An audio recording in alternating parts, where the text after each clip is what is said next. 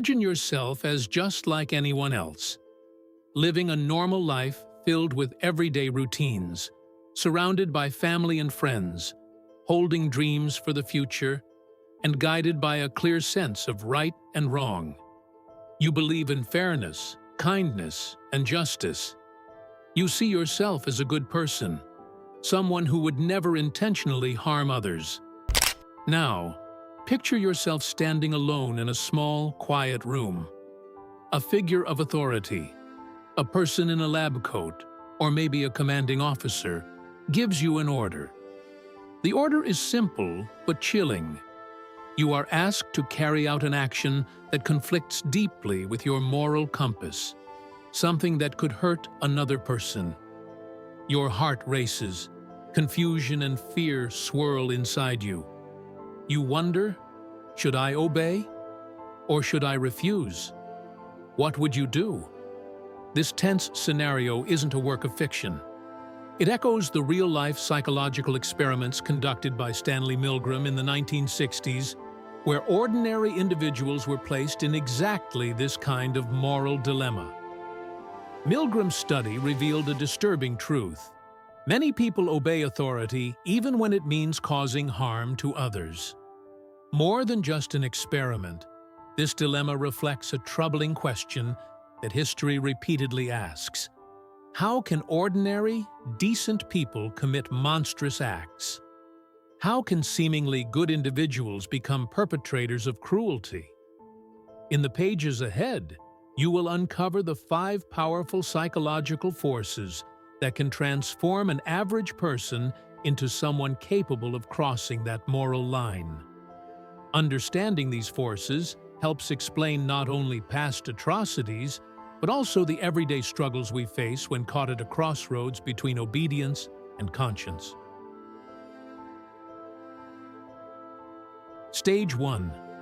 Moral erosion. The slippery slope. No one becomes evil overnight. Rather, the path to moral downfall begins with small, seemingly harmless compromises. Those white lies told to avoid awkwardness, minor betrayals that feel justified in the moment, or bending rules when the stakes appear low. These tiny moral concessions are often dismissed as trivial or even necessary, but they quietly chip away at our ethical foundations. At the heart of this process lies a psychological phenomenon called cognitive dissonance, the uncomfortable tension we feel when our actions contradict our values. To ease this discomfort, we rationalize our behavior, convincing ourselves that this one time doesn't really count, or that everyone else is doing it too. This rationalization makes the initial compromise feel less like a moral failing and more like a pragmatic choice. Once that first line is crossed, the next becomes easier to breach. One small compromise lowers the threshold for the next, creating a slippery slope. What started as a minor ethical lapse gradually expands into more significant violations, and soon the boundaries of right and wrong blur. Each successive act feels less like wrongdoing and more like a necessary step in an escalating pattern. Historical scandals offer vivid examples of this erosion. The Watergate scandal began with a seemingly minor burglary, but the subsequent cover-up involved layers of deception and abuse of power, all justified by those involved as protecting a greater cause. Similarly, the Enron fraud unfolded through a series of small accounting manipulations, each rationalized as harmless adjustments, eventually snowballing into one of the largest corporate scandals in history. Even in everyday life, what starts as a harmless exaggeration or a small shortcut can escalate into major ethical breaches. The most dangerous mindset in this process is the confident denial. I would never do that. This belief is perhaps the greatest lie we tell ourselves, as it blinds us to our own vulnerability to moral erosion. It ignores the subtle, incremental nature of ethical decline, and how anyone can be drawn into it under certain circumstances. This first step, those unnoticed, seemingly insignificant compromises, is the quiet spark that ignites the entire descent into moral corruption. Though it may feel harmless at the moment, it sets a chain reaction in motion, leading inevitably down the slippery slope. Stage 2. Obedience to authority. The deadly illusion of duty. Obedience is one of the most powerful psychological forces shaping human behavior. From childhood, we learn to respect and comply with authority figures, parents, teachers, employers, often without question. This deeply ingrained social conditioning can become dangerous when obedience overrides individual moral judgment. The psychologist Stanley Milgram's infamous experiment in the 1960s famously revealed just how far ordinary people are willing to go in obeying authority, even when it conflicts with their conscience. Milgram's experiment placed participants in the role of teacher, instructing them to administer electric shocks to a learner, an actor, each time the learner gave a wrong answer. The shocks increased in intensity with each mistake, from mild discomfort to levels labeled as dangerously severe. Despite hearing simulated screams of pain and pleas to stop, a striking majority of participants obeyed the experimenter's commands to continue delivering shocks. The tension in the room was palpable. Participants showed signs of distress, sweating, trembling, and hesitating, but most complied, driven by the authorities' insistence. This chilling demonstration holds a mirror to some of history's darkest moments. The blind obedience seen in Nazi soldiers carrying out horrific orders. The My Lai massacre during the Vietnam War, where U.S. troops slaughtered civilians under command, and modern corporate scandals where unethical decisions are justified as just following orders, all reflect the same deadly illusion of duty. Obedience, in these contexts, strips individuals of personal responsibility.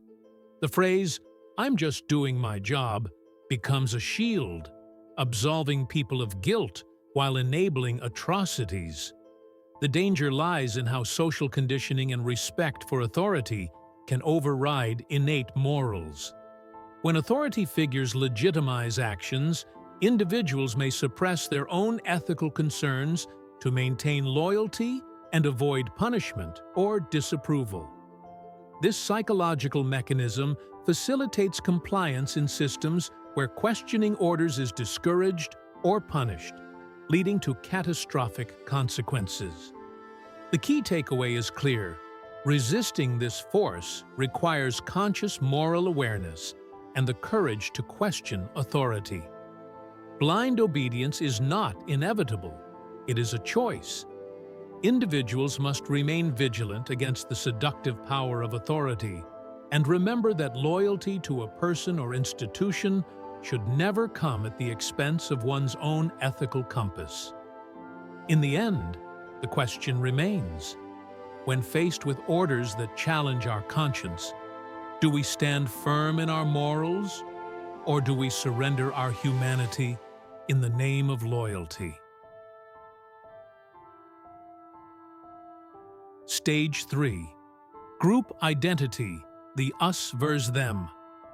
Trap humans have an innate need to belong. From early hunter-gatherer societies to modern communities, being part of a group provided safety, resources, and identity. This deep-rooted tribalism shapes much of our social behavior. We naturally categorize people as us, those who belong to our group, and them, outsiders who do not.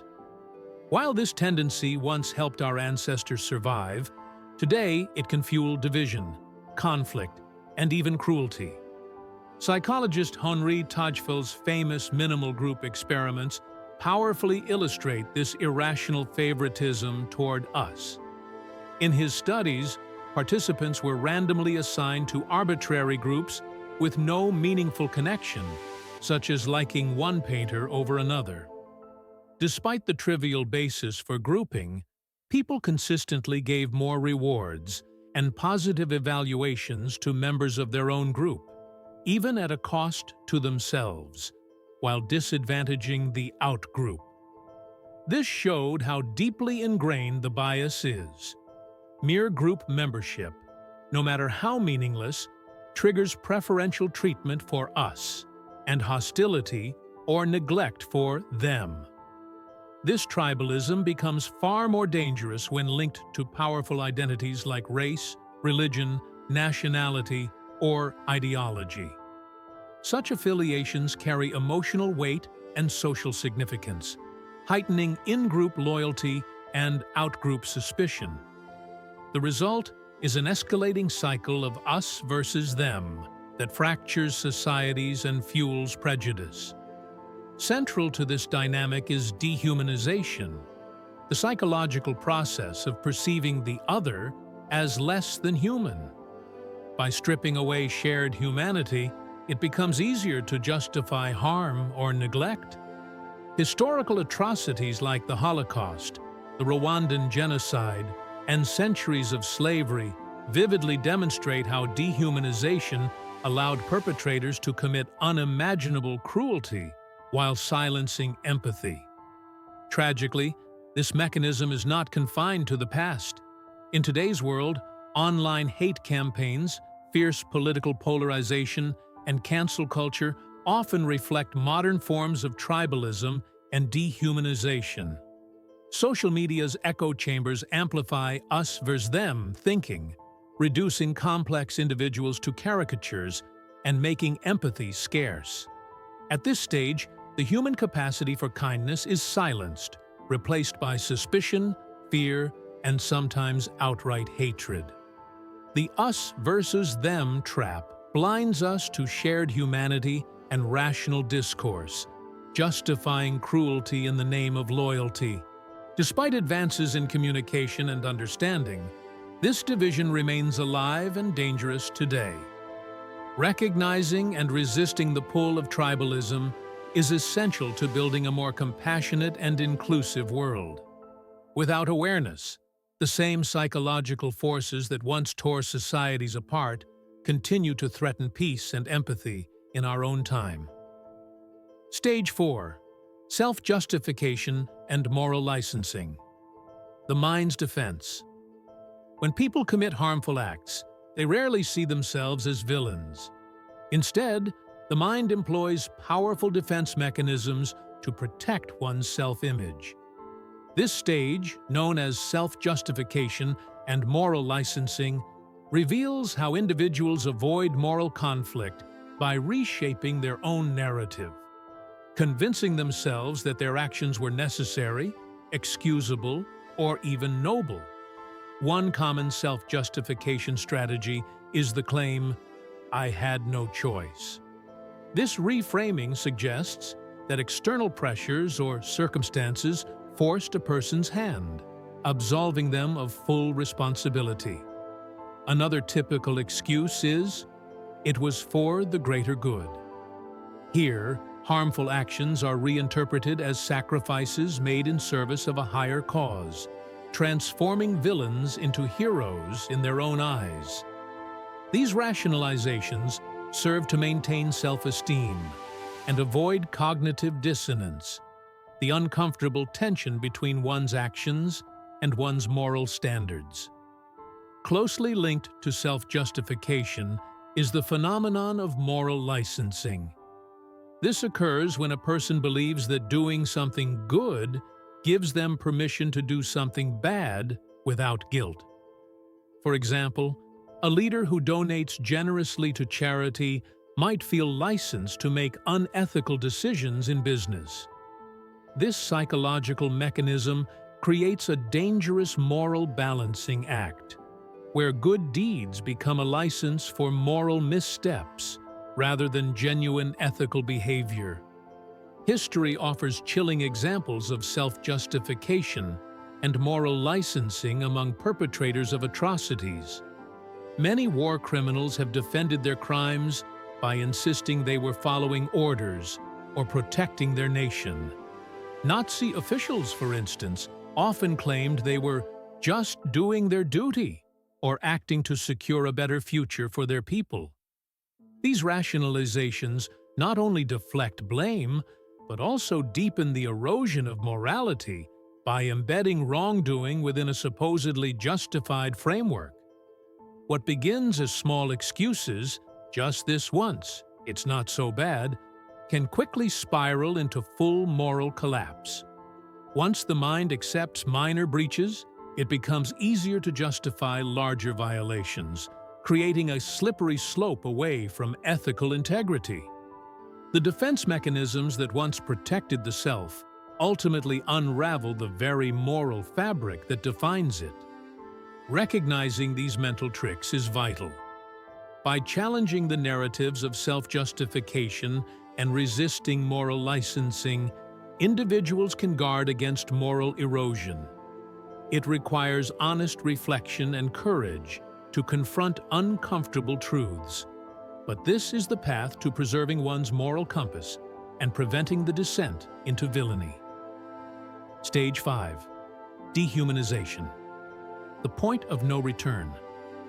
Dehumanization is the process of fully stripping others of their humanity, reducing them to objects, animals, or subhuman entities.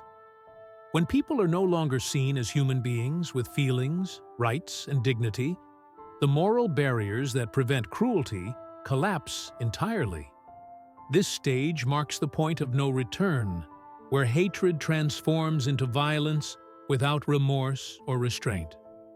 Once a group is dehumanized, cruelty knows no limits. The perpetrators no longer perceive their victims as fellow humans, but as pests, vermin, or monsters to be eradicated. This mindset has fueled some of history's darkest chapters. Genocides such as the Holocaust, the Rwandan genocide, and the ethnic cleansings under oppressive regimes demonstrate how dehumanization justifies mass murder. Hate crimes, too, emerge from this mentality. When victims are seen as less than human, perpetrators feel justified in inflicting harm without guilt or consequence. What makes dehumanization especially dangerous is that it often unfolds invisibly, beneath the surface of everyday life. Before atrocities erupt, subtle signals accumulate. Derogatory language, demeaning stereotypes in the media, and dismissive attitudes in casual interactions all chip away at the humanity of targeted groups. These signs are often overlooked or dismissed as harmless, but they lay the groundwork for extreme violence. Dehumanization does not always announce itself with obvious brutality. It can be embedded in the way people talk, joke, or treat others, slowly normalizing the erosion of empathy. This final step is irreversible and profoundly dangerous. Once a society crosses into full dehumanization, the path to atrocity is open and difficult to stop. History teaches us that by the time dehumanization becomes visible as mass violence, it is often too late to undo the damage.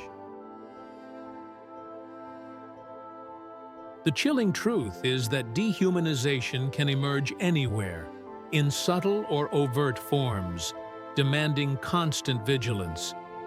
Only by recognizing and challenging these early signs can we hope to prevent the descent into cruelty and preserve the humanity of all people.